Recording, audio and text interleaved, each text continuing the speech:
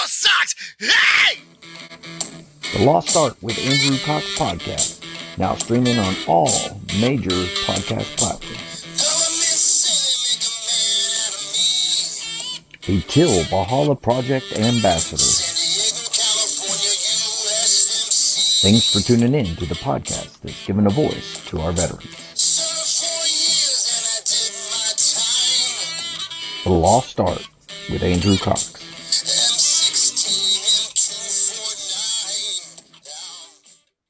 Hello, my friends, and welcome back to the Lost Art Podcast. That podcast giving a voice to our veterans. I'm your host, Andrew Cox, and today we're having a fireside chat with a special guest, Dr. Mitch Maki. He's the president of the Go4Broke National Education Center. But before we get into the episode, are you enjoying the podcast? Make sure you go to the website. That's thelostart.podbean.com. Go check us out, see what we're all about. And if there's any way you can help us in keeping our veteran voices out for all to hear, please do so. Also, big shout out to the Till Valhalla Project out there doing amazing work. If you don't know anything about them, go to their website, tillvalhallaproject.com.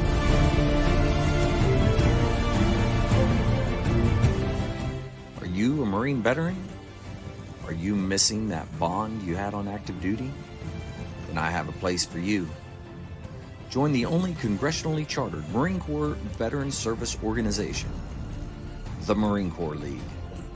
Get that brother and sisterhood back in your life. Become one of the fewer, the prouder, a Marine Corps League member. All right, with that, I got Dr. Mitchell Maki. Mitch, how you doing? Doing really well, Andrew. Thank you very much for having me on. And before we begin, Andrew, Mike, Mark, thank you for your service to our nation, and thank you for having me with you today. Thank you. Yeah, I totally messed that up. I said I was going to do something different, and I just didn't. I didn't do what I said I was going to do, but that's okay. That's all right. So let me go to Mike and Mark real quick and ask them how they're doing. Mitch, I apologize. I'm not the most intelligent individual, so it's okay. Mike, how you doing? I'm doing good, Andrew. We aren't having the terrible things that's going on there in Southern California here on the East Coast, but we got 4 to 6 inches of snow this week, so that pretty much was shutting the South down. When you see Panama City and different beaches completely covered in snow, it's kind of neat. But everybody in this area was all kinds of freaking out. Don't go out. Of course, my dumb butt's got the truck and 4-wheel drive. It's like, I'm going to the store. But I'm doing Very good. Nice. That's the worst thing that happens, and little snow, and we're all good. Yeah, for sure. I like it. All right, Mark, how you doing? I'm doing outstanding, Andrew. I just got to make a note about the weather. All around the country, it's, sub-zero, freezing here and there, snow. It only took like a day or so for Trump to solve global warming. It's amazing. It's amazing. Very nice. But here in Southern California, we're having those Santa Ana winds again, and they come with a double-edged sword. The Santa Anas go from the desert out west, so it takes all types of smoke, smog, whatever, out to sea. But at the same time, it's really dry, and these fires spark up so fast. That's what caused, to help the Blazers and Los Angeles. They're still getting pummeled. San Diego County has been blessed. They've had some fires, but they've been able to control them. And the weather is just, like I said, ungodly beautiful, just crystal clear skies. Oh, wow. So once again, double-edged sword. There's a lot of beauty to it, but it causes a lot of danger. Absolutely. Yeah. Amen to that. Yep. Yeah. Speaking of that, now, Mitch, you're in LA. So and you were just talking a little bit ago about somebody that worked for you that their house had burned down and everything. So you've got to see quite a bit of the damage that's out there. Right. Unfortunately, that's the case, Andrew. Everyone in Southern California knows people that are being affected by the fires in one way or another. And so, it's important for us to do more than just thoughts and prayers, but really to get out there and do what we can to support them financially and in whatever other way we can, because these are our friends and families that are affected by all of this. Absolutely, absolutely. Well, hey, Mitch, I want to go ahead and get into it if you don't mind. Okay, yeah, let's We'll do talk it. about the it's Go for Broke National Education Center, and then kind of, if you don't mind, kind of give us a overbrief of that, and then kind of how it all started and all that type of stuff. Okay, well, Go for Broke National Education Center, we're a nonprofit organization located in Los Angeles, but we have activities across the nation. And we tell the story of the Japanese American young men and women who served the United States during World War II in the military, despite the fact that many of them had their families, and in fact, some of them were incarcerated in the camps during World Right. War II. So, just to give a little bit of background on that, December 7th, 1941, the imperial nation of Japan attacks Pearl Harbor, and it thrusts the United States into World War II. And Japanese Americans at that point began to wonder immediately what would happen to us, right? Would we Right. be treated like the American citizens we were? Two-thirds of us had been born in America at that time. The other third, like my grandparents, had been here 30, 40, in my grandparents' case, almost 50 years. And they were American by tradition, by practice, and by loyalty. Or would we be treated like the enemy because we shared a common heritage, And Right. we got our answer about 2 months later, February 1942, when President Roosevelt signed Executive Order 9066, and that created the underpinnings by which over 120,000 individuals of Japanese ancestry were forcibly removed from their homes and from their neighborhoods on the West Coast and made to live in these camps for the next 3 to 5 years of their lives. They were surrounded by barbed wire, surrounded by machine gun towers, with the machine guns not pointed outward to protect us, but pointed inward to control the inmates. Right. And then about a year, so the Japanese Americans lost their homes, their jobs, their businesses, their opportunities. But most of all, Andrew, what they lost was their sense of place at the American table with citizenship, right? And then about a year into this process of having to live behind barbed wire, the Army, realizing that the war effort was going poorly and that they needed more men to go and fight in Europe, decided to create a segregated unit of Japanese American soldiers. So first they started taking the men from Hawaii, where they weren't incarcerated in mass, but then they started asking for volunteers, and eventually they started drafting young Japanese American men out of the camps. No kidding. Wow. They would go on to become the most highly decorated unit of their size in American military history for their size and length of service. Right. But Wow. if we could stop just for a moment and think about this, imagine that you're 20 years old. And I know for some of us, it's going to take a little bit long to remember what it's like to be 20, right? But 20 years old, you've lost your home, you've lost your neighborhoods, you've lost your ability to go to school or to have a job, you're incarcerated behind barbed wire. And then the Army says, we want you to go and fight for liberty and justice halfway around the world, while your own family and you are being denied this. Mike, what do you think you would do? Definitely be a hard pill to swallow. How would you not have some kind of resentment? Absolutely. At that point, your self identity is, you called yourself a United States citizen, is taken away, and you were treated as low as they come. Unfortunately, I don't. It takes a special human being. I don't know if in a lot of people's minds to think, okay, well, I do this, is it going to be better for my family? Things like that. Right. How about you, Andrew? What do you think you would? I know there'd be a lot of anger, that's for sure. Rightfully so, I say, but it would definitely be a hard thing to do. You have to really believe in the American dream and what America is at its core in order to go do that, I think. Yeah, you guys are putting your finger right on the pulse. Mark, what do you think? What would your reaction be? I'm not positive what my reaction would be, but it's the same. I'd have to echo exactly what Mike and Andrew said. But I think back to it was kind of the same way during the World Wars. Uh, well, during the World Wars when like the Irish citizens went to fight in the British Army. At the Mm, same time, they Yeah, were being persecuted in Ireland, right, and so, right. like you said, why go and chance of getting maimed or killed for people who don't even have any respect or concern for you? Right, So right. it's a And so, it's a bitter pill to swallow, and it tears at you. right. And the three of you are putting your finger right on the pulse of how difficult a decision it was for these young boys, really, 20 yeah, years old, right? And their families. And certainly there were a number who said, "Oh, heck no, not until you give me back my rights, not until you treat me like an American citizen will I go and fight." But for thousands of these young men, they knew in their heart of hearts who they were. They knew they were American. They were yeah, born and raised in America.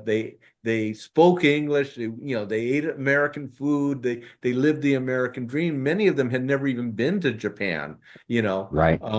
so they knew who they were, and they also knew that at that time it was a very different place in America. Racism was very apparent, and Hmm. it's important to remember that the Nazis were viewed as evil men. The Hmm. Japanese from Japan were viewed as an evil subhuman species. So Right. the idea that Japanese could be Americans was just unheard of for many people in America. Not all, but for many people in America. So these young men, and I think you said it, Mike, they understood that they were not only fighting for their place in America, they were fighting for their family's place in America Yeah, and for future generations that they would never even know, you know. absolutely. Uh, and so there was a soldier, and his name was Kazuo Masuda, and he was asked, "Why are you fighting for America when your family is behind barbed wire?" And his answer was, I think, the answer that many of these young men would, and later women would also serve. He said, "Because this is the only way that I know that my family can have a chance in America." Right or wrong, agree with him or not, Sergeant Masuda and the thousands of other soldiers of Japanese American descent understood that in 1943, 44, and 45, loyalty needed to be demonstrated in blood. And that's what they did. And they would go on to earn 8 presidential citations. Wow. There would be 21 medals of honor that were bestowed upon this. They were called the 100th 442nd Regimental Combat Team. So they're a battalion, and they would be awarded 21 medals of honor and Wow. over 4,000 Purple Hearts. And that's why they're the most decorated unit, is because so many of them were wounded or killed. Because at first, especially, they were given the most god-awful assignments. They were the first ones in and would be taking the Right. heavy casualties. And then, as they started to earn their stripes, if you will, and people began to realize what a great fighting unit they were sent in not only because they were expendable, but they were sent in because they were seen to be good Right. and the effective fighting unit. Wow, that's amazing. And now what was the unit you said? It was Sorry. called in Europe. These men were known as the 100th Battalion, 442nd Regimental Combat Team, and Got it. there were others, thousands of others who were sent to the Pacific. These were the Hmm. young Japanese Americans who could speak Japanese or write Japanese, and they were Oh, used as translators and interpreters and intelligence specialists. And these guys did incredible things. They would crawl across the jungle at night, eavesdrop on the Japanese troops. They knew what they were going to do in the morning, come back to their side and tell their commanding officers, "Oh, the Japanese are going to be coming this way, or they're going to be doing that." So the Americans were ready for them. And even General MacArthur said no fighting unit has Wow. ever been better informed about what the enemy is about to do, thanks to these interpreters that were sent off to the Pacific Theater. You know, and And I've never really even heard about that. one last thing. Okay. Well, you'll need to come out to Los Angeles and see our exhibition, and have me give you the full tour. But the reason why our organization is called Go for Broke National Education Center is because Go for Broke was the motto of the 100th 442nd. Ah, And anybody have a guess where Go for Broke came from? I don't. Oh, have you heard the phrase "Go for Broke"? I've heard it Like, before. Yeah. okay, Well, so from gambling. yeah, there you go, Mark. Mark, you got it. It is a gambling term because a lot of these guys love to gamble, especially the ones from Hawaii. If you know anyone from Hawaii, people from Hawaii, my parents were from Hawaii, love to gamble, and go for broke meant to go all in, to give it your all, right? And we would say go all in now, push it all in Yeah. there. But they realized that this was bigger than any gamble, any dice game or any card game. They were fighting for their futures. They were fighting for the futures of their family. So they adopted the term "go for broke" because they were going to give it their all in this effort. And so that's how the motto was adopted. That was their motto, and that's the name of our organization. Wow, that is really cool. I like that. So, when you're now you have the museum itself there in Los Angeles, and now you obviously people come in, they take the tour and stuff like that. Now, do you have other educational things happening with that? Yeah, so in Los Angeles, in the Little Tokyo district, which is right by downtown Los Angeles, right by City Hall, we have a small exhibit, and we also have a monument. It's what's behind me on my screen here. So we have a monument that honors these young men and women. We have an exhibition that tells the story of what they did, but we have a number of other different educational programs, one of which is called the Torchbearers. So this is where we take young adults, ages 21 through mid-30s, and we have partners across the nation from Maui in Hawaii all the way to Vermont, Middlebury College. And we take these young people, we tell them the story of what these young Japanese American soldiers did. And we use it not as an inspiration for guns and battles and bullets, but we use it as an inspiration for let's give it our all to make America a better place, to address the issues that we're facing today.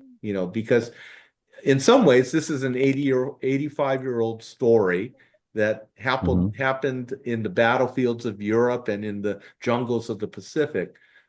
But what these young men and women did is they showed courage, they showed patriotism, and they showed that they demonstrated service to others. And I think we feel very strongly that this is not a great Japanese American story, it's a great American story. Absolutely. These were the sons and daughters of immigrants who in one generation adopted and demonstrated the very best of what our nation has to offer. Yeah. Wow. That's a great way of putting it too. I love it. It's not a Japanese American story. It's just an American story. And exactly. That in itself is a very powerful statement in my mind. So I really like what you got going on there. Thank you. So let me tell you another story that's mind-boggling in all of this. We could spend hours with me telling you the military stories and all the things that these guys did on the battlefield, and it was incredible. I'll tell you one story that in northern France there was a battalion of Texas soldiers, so white American soldiers from Texas. There was about 275 of them, and they became surrounded by 6,000 Nazis. Yeah, and they were trapped in the northern mountains of France. The army tried to send in several battalions to break through and to save them. Nobody could get through. Finally, they said, let's send in the 100th 442nd, right? Despite the fact that these guys had just gone through a week-long fierce battle liberating some of the towns around that area. Anyway, Right. the men of the 100th and 442nd knew that this was going to be a suicide mission, that they would all enter into the forests of the Vosges Mountains, but not all of them would come out. But they knew that the eyes of a nation were upon them, and they were fighting two enemies. They were fighting the Nazis, and they were fighting racism, right? Mm-hmm. So sure enough, they took on the assignment. They went into the forest, and they rescued 211 of the 275 white Texas soldiers, but in the process took over 300 casualties. But that was the Wow. math of the day, you know. And it was the first time that there was news, real footage of them rescuing these soldiers as the Texas Battalion came out of the forest. And it was the first time that they would play those in the movie theaters back in the States, because that's how people got their news back then. And it was the first time that Japanese Americans were portrayed in a positive light, you know, as they were fighting for our nation. So there are stories after stories after stories like that about what these guys did on the battlefield. But what their contributions don't end with World War II, because in the 1980s, there's a bill that is working its way through Congress that would provide an apology, a presidential apology, and monetary reparations to Japanese Americans who were incarcerated, incarcerated based solely on their race. Right. In September of 1987, it passes the House, which was an incredible thing. Many of us called it the impossible dream that we would ever get an apology. And the bill passes the House. Incredible. 7 months later, it passes the Senate. Incredible. I mean, the Congress has passed this bill, and now we only need one more person, the President of the United States, to sign on and say, yes, we will apologize for what we did. And if you remember, in 1988, any guesses who the president was? I bet Mark would know. It was Ronald Reagan.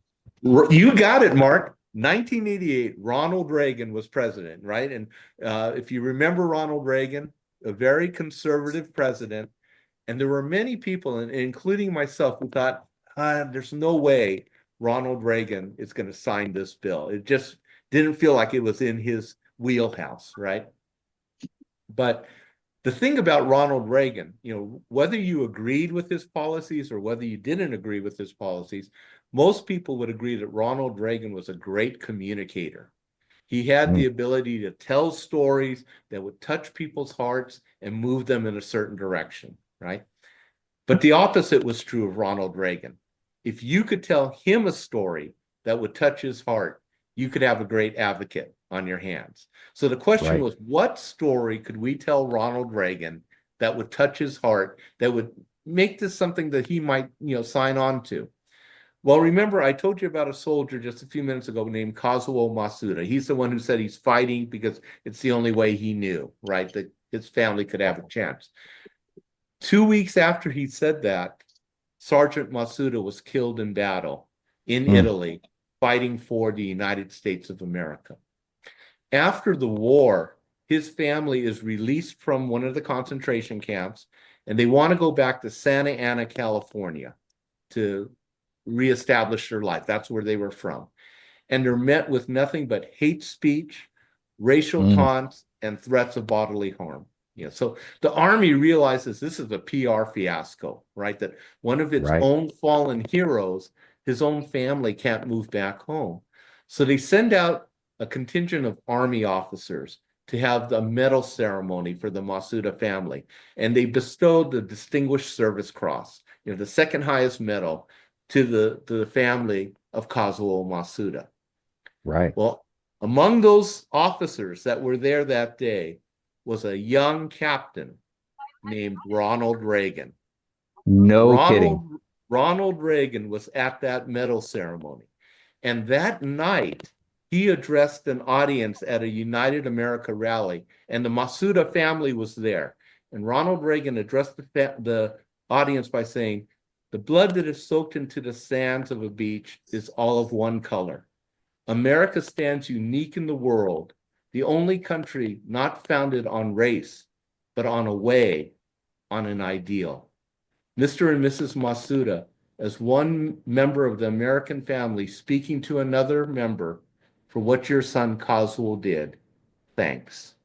You can't write a better script than that. I Wow. mean, that sounds like something out of a movie, right? That he would be there, but he was. And that story was relayed to President Reagan in the 80s. And his response was, I remember what those soldiers did for America.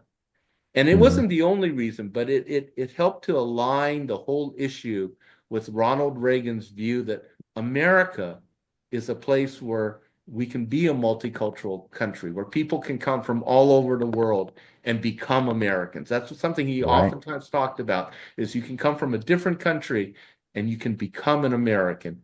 And it aligned the issue with his personal view of what America could be.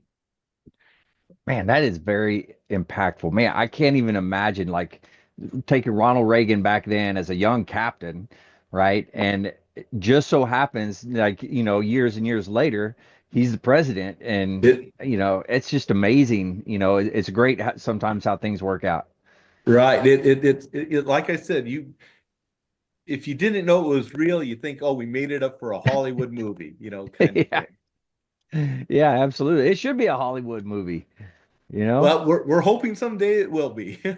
That's what I Very was just nice. going to say. I mean, that would be an unbelievable documentary or something to be able to just sit and watch. Or, I mean, because there's so much of it. Yeah, even as a kid when I was growing up, I was born in '73.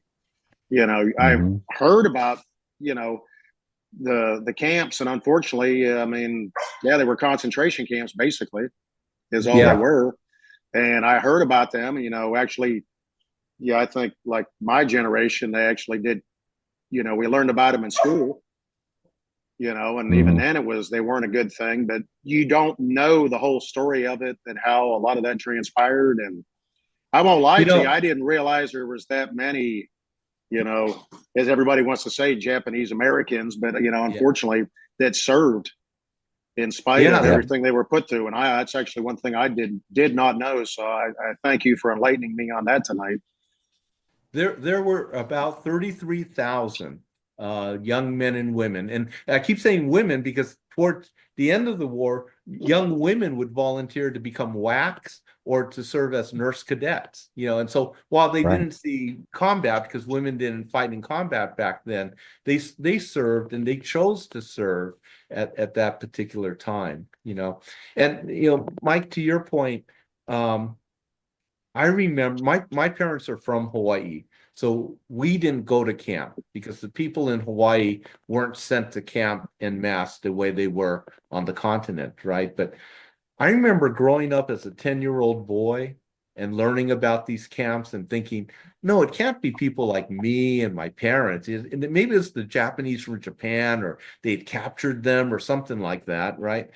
And then when I realized, no, in fact, it was people like my mom, my dad, and me, only, several decades earlier, I was just devastated, and Yeah. and as a 10-year-old, I thought, how could this happen in America to Americans, right? Yeah. And then shortly thereafter, I learned about the soldiers. And one of my uncles was actually in the 442nd. And Hmm. I couldn't believe those stories either, because, back in the 70s, at this time when I was 10, Japanese Americans just weren't portrayed in that way. We weren't portrayed as Mm-mm. rough and tough soldier kind of guys. Right. We had the stereotypic roles. So I didn't believe it at first, but then when I realized, no, it's true.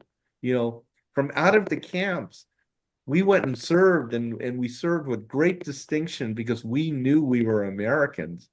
It just filled me with pride, and pride that, yes, this is an American story, and yes, we are Americans. Absolutely. Now, I'm assuming, do you have schools and things like that that you partner with? They bring them in and you kind of tell the story or anything like that? We do school tours. We have a traveling exhibit that is going around the Nice. nation right now, and it's currently in Boise, Idaho. And Oh, you okay. think Boise, Idaho, why is it there? First of all, there were some Japanese Americans in Idaho. There were about 1,300 before World War II. But more important, it's because the entire nation needs to hear this story, right? Oh, yeah. And what our traveling exhibit does is it tells the story of what happened to Japanese Americans. And the exhibit is called Courage and Compassion, because the last part of the exhibit talks about what local Americans did to support Japanese Americans during that time. We hear all the Nice. bad stories, but there were stories of Americans who did the right thing and supported Japanese Americans because they knew these were American citizens, right? So it's stories of Americans doing the right thing in a time of crisis. If I can share one just really Yeah, go ahead. story. When Japanese Americans were being rounded up to be sent off to camp, there was a brief period where they were told, if you head east, if you get in your cars and head east, you won't go to camp, because there was we call it the exclusion zone. If you moved east, then you'd be okay, right? So the people who had the means, they had a truck and they had the money to move east, some of them would pack up their stuff and start going east. Well, from California, the next state is Nevada, right? And Nevada said, keep on going. We don't want you. Next state, Utah. Utah said, keep on going. We don't want you. Wow. We finally get to Colorado. And the governor of Colorado at that time was a guy named Ralph Carr. And he was an up and coming Republican, very popular in the Republican Party. They were even thinking about having him be the next vice presidential candidate to run against FDR, at that time. Oh, wow. And Governor Carr looked at the situation and he said, these are Americans. They were born in America, and by right, they are Americans, and they will be welcomed in Colorado. And so the story goes that many of the Japanese Americans who got to Colorado, they saw the state guard at the border, and as they approached, the guard would say, welcome to your new home. Welcome to Colorado.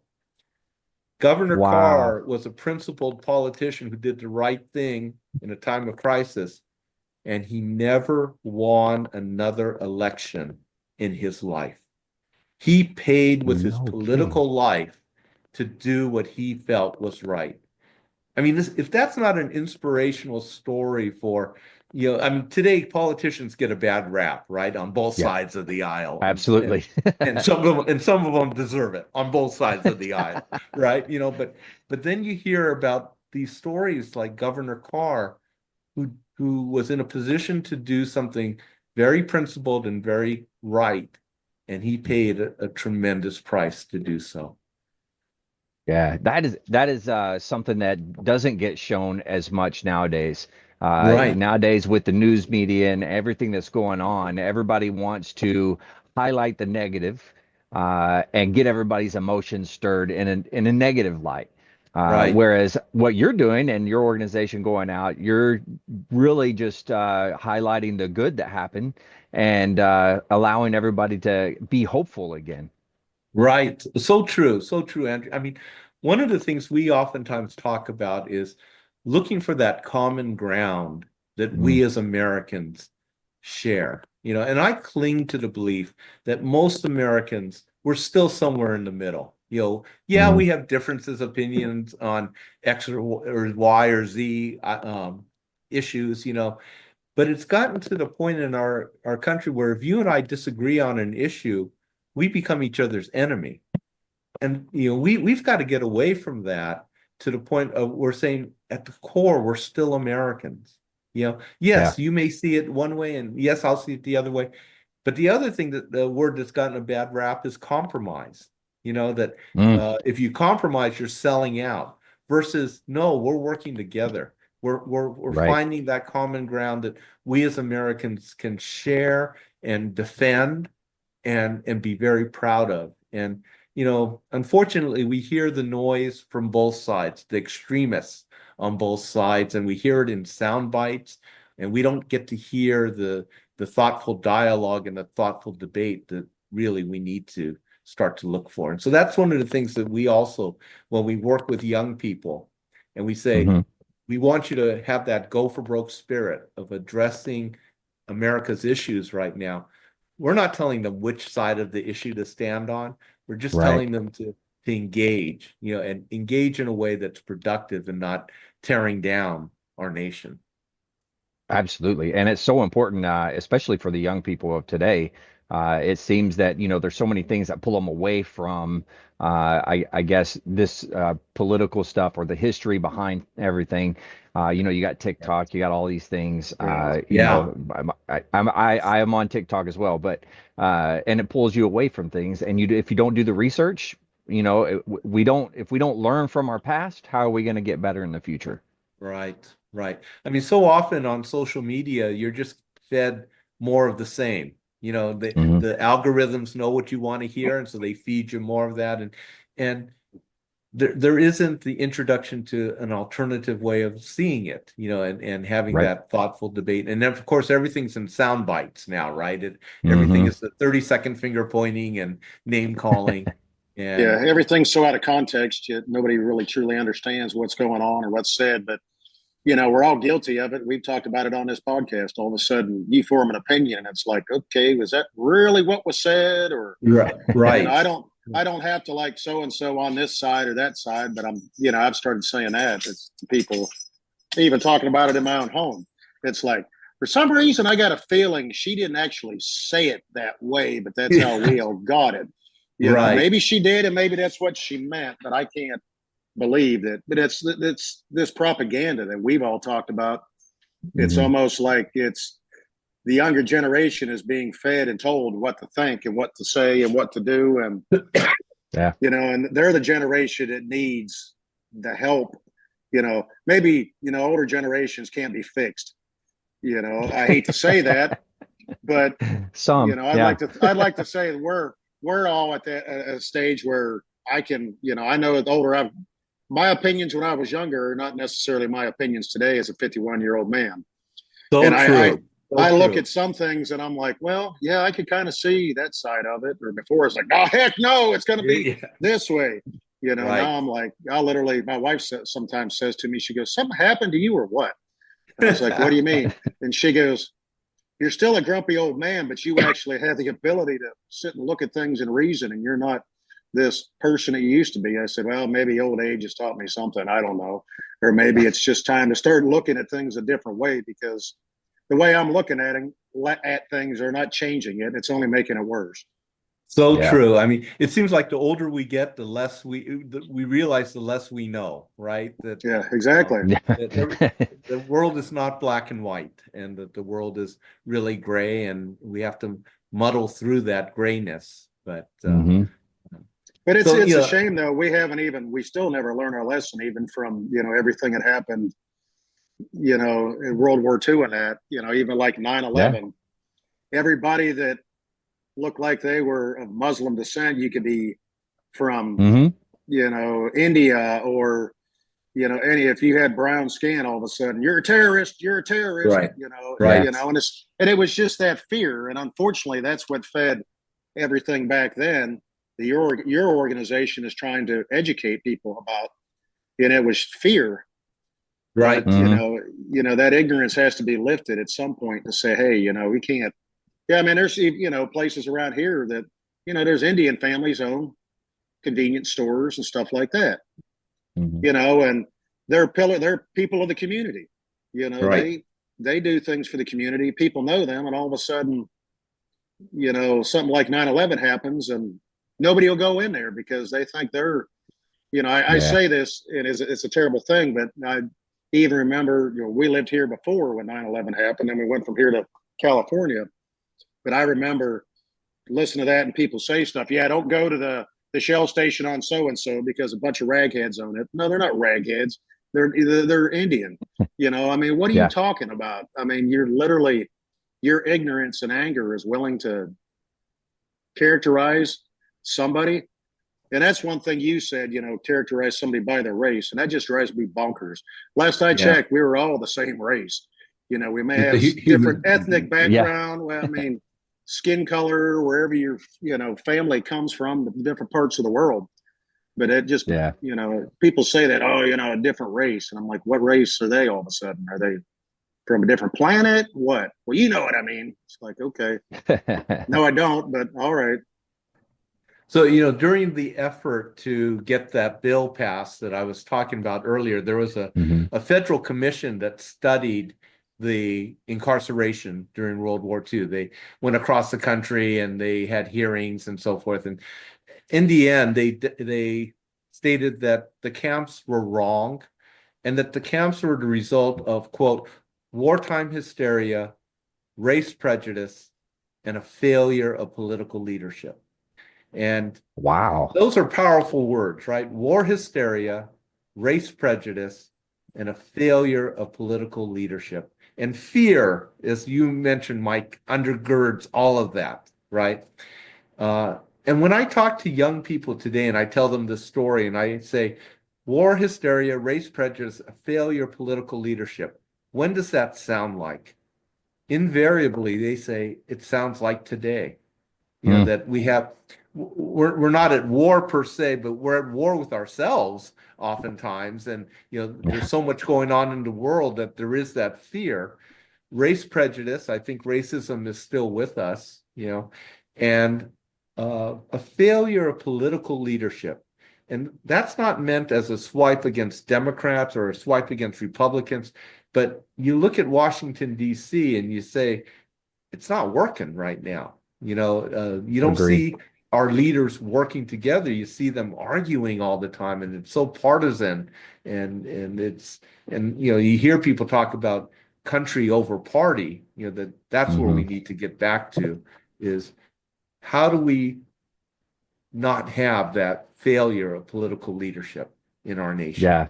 That's something we talk about on here pretty regular is one is we always say that, hey, in the military, we do a much better job at compromise, right? You hit the nail on the head when you were talking about compromise.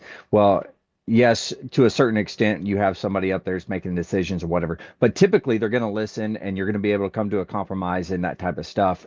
So getting military veterans into offices, political offices, can be nothing but a good thing. Just because they know how to communicate, they know how to carry on a conversation and come to some sort of a compromise. And there needs to be more of that, in my opinion. But compromise is huge, and if we don't do it, it's never going to get better. Right, right. There needs to be less personal gain on our representatives' part, and more of a, like you were saying, what was his name, Governor Carr. Yeah. He probably knew what he was doing, but he knew it was the right thing. Right. And, he knew that's he was unfortunate. Right. And I don't think we have that kind of leadership, even though we're told by this party that, oh yeah, we're here for you, we got you, just listen to us, everything's going to be great. And the same for the other side. We know what's best for you, and it all comes down to what you believe is best for you at that point. But I don't honestly think, and we've talked about this, that for the most part, many of them actually do know what's best for us. They're just looking at what's best for them to maintain a career in politics. And right. Yeah. And so, one of the values we talk a lot about, and it's demonstrated in the story, is service to others. And I mean, that's for many of our veterans, regardless of their ethnic background, regardless of when they serve, service to others is a value that they demonstrate. And, as a child, my mom would always quote John F. Kennedy to me. And when he said, ask not what your country can do for you, ask what you can do for your country. And there's a part of me that remembers my mom saying that and thinking, that's what's missing for us today. And for so many, it's not what can we do for our nation, it's what can our nation do for us. And I think that goes back to what Mike was saying. Yeah, absolutely. It's selfish, and we got to get away from it for sure. as a nation. And I think what you're doing is a great way to get people's attention to be able to actually start that conversation and get it going. And we just got to do more of that. Mhm. Yeah. So, So I got to throw in a little. I want to throw in a little movie trivia here. Can okay. anybody tell me a movie in the 1980s, early 1980s, that portrayed a former Japanese American who served in that battalion? I can. I You got can, nothing on Mitch? that. I think I know what movie you're talking about. Okay. How about Mike? How about you, Mike? I watched a lot of movies from that time frame in the '80s, but I'm going to sit here right now and say I couldn't name it. As soon as I I got- hear it, I may. Can I give Mike Miyagi from Karate Kid, right? okay. I was Medal going of to say Honor wax recipient? wax Yeah. on, wax off, right? I Yeah, know, yeah, I know yeah. it's only fiction, but that was back in 1984 that was in the Mhm. movie. So the story behind that is Pat Morita, who played Mr. Miyagi, wanted to just have that little bit of historical relevance in the movie, and so that's where I think there's that one scene when he comes back and he's drunk and he's sleeping, and then Yeah. Daniel walks in there and he finds the letter of commendation and the medal that Mr. Miyagi had earned as a member of the 442nd. So right on, Right. Mark, you got that Wow. right on. Dang. Yeah. I should have known that. I've watched that movie way too many times. Now you'll watch it. Now you'll look for it. Yes, Yeah, yes. I'm gonna go back and watch it again for sure. Yeah. You Oh man, tricked me, that's Mark. I wild. thought you were talking about a military movie. That's why I didn't. I was thinking John Wayne for whatever reason. I know that wasn't it, so I don't know. Well, Mitch, is there a website that people can go to, or anything like that, social media that you would like to push out? Certainly, we have our website, goforbroke.org. Mhm. So that you can go and learn about our organization, learn about our activities. Certainly, donate if you feel inclined to do so. We also have a YouTube channel. So if you go to YouTube and go to Go for Broke National Education Center, we've put out a number of different videos. Some of them are historical military stories talking about like the different soldiers of World War II, talking about what the 100th 442nd did. And then we tell other stories of some of our soldiers after they've come home and human interest type stories. So for example, Right. we had this one veteran who came back and he always talked about his buddies during World War II. And I asked him, his name was Fernando Sosa Masuda. He was half Japanese, half Mexican. And he talked about these two Japanese American soldiers that he had befriended during World War II. And I said to him, did you ever see him after World War II? And he said, no, they went to Seattle. They raised strawberries. I came back to LA. I married my wife. And I went back to our staff and I said, let's find these guys. We're going to reunite them. Very cool. Unfortunately, both the guys had passed, both of his friends had passed, but one of them had a son who still lived up in Seattle, up in Washington, and we were able to reunite Fernando with the son of one of his World War II buddies. And so we made a video of that, and it's called That's cool. I Feel with My Heart. And so if anybody's interested in seeing that story, it's a fun story to watch. Yeah, man, that sounds awesome. That's I on your know where I'm YouTube going. channel. YouTube and go to Okay. Go for Broke National Education Center and Okay. look for I Feel with My Heart. Yeah. Wow. Mitch, I want to say thanks for coming on and enlightening me and on all this stuff. It is pretty awesome. I can't thank you enough. Oh, the gratitude is on my behalf to you all for what you do. And I would say, Andrew, Mike, Mark, next time you're in LA, give me a holler. Would love to have you come by our exhibition and happy to tell you more stories. And certainly I invite your listeners to go to our website and come visit us also. Very nice. Well, hey, Outstanding. my daughter homeschools her 2 kids, so I think that'd be a great trip for them to take up there to LA. Let's do it. Let's do it. I like it. And so, Mark, your daughter's in San Diego? Yeah, she lives with me. Okay. One of my daughters. Would be very happy to have you and your daughter, your whole family come. Please Sounds great. Reach out. Yes. Sounds great. Awesome. Well, Mitch, as we approach the end of the podcast here, we always have what I call words of wisdom. Andrew? And yeah. And hey, before you do that, can I ask one more question? Yeah, go It's ahead. your Go ahead. podcast. I'm sorry, I don't mean to No, you're good. Go ahead. hijack your podcast, but I was so this is your organization that you started. Oh no, I can't claim credit for starting it. It was actually started in the late 80s, in 89, by the actual veterans themselves that were living in Los Angeles. So Okay. at that time, 89 is what, 30 something years ago. They were in their 60s, maybe Yeah. late 60s. So they were Right. still pretty healthy and vibrant. And so they created this organization. So we've been around for 35 years, telling the story. And the monument was built in 1999. Unfortunately, as with all of our World War II veterans, they're all passing, right? And we still have a handful that are still alive, 100 years old, 102 years old. Wow. And these guys, some of them are sharp, man. They're like sharp as a tack. But we have some more time with them, and we need to cherish every moment we have with all of our World War II veterans. So Absolutely. you became one of the torchbearers for the organization at that point to Yes. carry it on, and Yes. that's awesome. Yes. Yes. Well, my question is, if you had said yes, I was going to say, well, what was the defining moment that made you think to start this organization? But I mean, Well, if I can twist that question a little bit, and I can say that the veterans founded this organization because they wanted to make sure that the story continued and that the legacy continued, not out of a sense of self-promotion, but because they understood the lessons of courage and patriotism and service to others were embedded in this story and how important it was, right?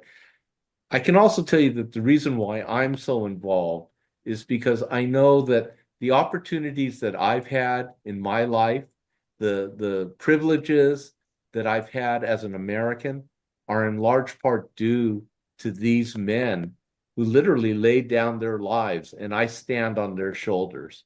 And in Japanese, there's a saying, "Okage-sama de," because of you, I am. And that's how I feel about these veterans. Because of them, I have been able to live the life, and my children are able to live the life that we live. Wow. and I that's like one that. thing we as Americans have lost is Yeah, because of those and- who came before us is why we're able to have what we have today. Exactly. And while this is a very specific example of Japanese American soldiers and me and whatever, it's true for all Americans and all the soldiers who gave their lives and who served during World War II and all the other conflicts after that, right? We are who we are. We have the privileges that we have because others made sacrifices before us. And we have to understand that and embrace that and adopt that spirit in service to others. Yeah, absolutely. And it's one of the reasons I started the podcast here was to get veteran stories. And, I didn't have all my dad's stories from when he was in the Marine Corps. He passed away and I just didn't have them all. He told a couple here and there, but I figured, hey, I'll start this podcast. I'll start interviewing veterans, have them tell their stories. And now they're there forever. Their family later down the line will be able to look at a more historical, documents and stuff like that. Which is very important, and if you know any veterans out there that'd be willing to tell their story, I'd be more than willing to have them on and have them tell their stories. Andrew, thank you for your work in that, because I'm sure you found that veterans don't always want to talk about their stories, right? I mean, for good reason. These aren't pleasant stories a lot of times. These aren't Right. memories that they want to remember and embrace, but oftentimes veterans will talk to other veterans, and share their stories in a way that they wouldn't with a civilian, right? And so thank you. Thank the three of you for doing this work and capturing these stories and making sure that they're not forgotten. Absolutely. Well, thanks for coming on and sharing some more stories that that I didn't know about. Well, I knew a little bit about it, but not as much as you shared. So I appreciate it. You're very welcome. And again, I look forward to seeing you all in LA. Absolutely. Thank you. Absolutely.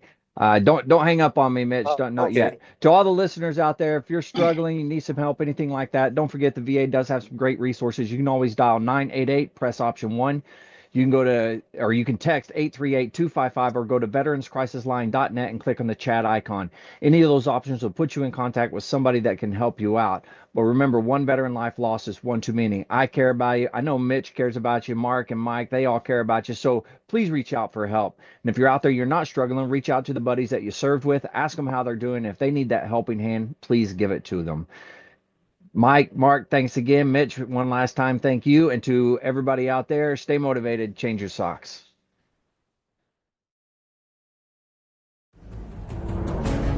Ton Tavern, birthplace of the Corps. We as Marines hold this history close to our hearts. Wouldn't it be spectacular if the establishment was born again? The Ton Legacy Foundation, a nonprofit 501c3, is taking the task and is looking to the Marines to once again save the day. Help the Lost Art podcast in raising funds to help get the Ton built once again only 100 yards from the original establishment in Philadelphia. We are looking for Marines to donate $25 representing the upcoming 250th birthday of the Corps. Spread the message and help establish the Ton, a place for Marine brethren to gather and remember our historic beginning. Go to the Lost Art GoFundMe page and donate today. The Ton Legacy Foundation, reestablishing our birthplace.